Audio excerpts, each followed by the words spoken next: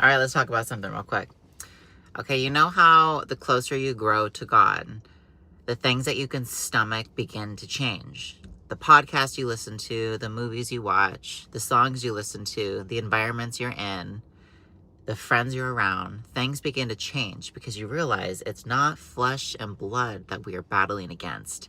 This is all spiritual warfare. Everything is spiritual. That's why alcohol is referred to as spirits, because your spirit changes. And don't ever listen to that notion that says, oh, when you're drunk or when you drink, that's who you really are. No, stop. That is a shame-filled projection coming from probably the enemy. That's not who you really are. Alcohol, spirits, they are activating certain things within you and making you become something different. So in reality, like when you black out, not everyone's blacked out before. As an addict, I have blacked out many times. I wasn't there. So it was very scary to think, who is that? Who is that? It's another spirit that took over my body. Anyways, that's a spiritual thing. Do some research. You can figure that one out.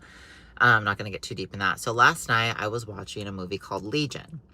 And in this movie, one of God's angels decides to rebel against God's orders because God's orders were to take out all of humanity, not like the flood. Because in the flood, he took us out and he restarted, and then he used the rainbow as symbolism. Like, this is my promise. I will never do it again. So he didn't do it again through a flood. He did it a different way.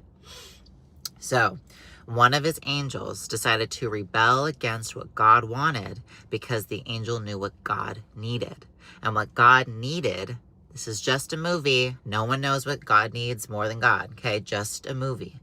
But in the movie, the angel knew that what God needed was his faith in humanity restored, his love and his hope for the future, for things to get better, that there's still good in this world, to be reminded he needed that restored. So the angel fought for that. The angel won. It's a good movie. Anyways, it reminded me of my own life and your life.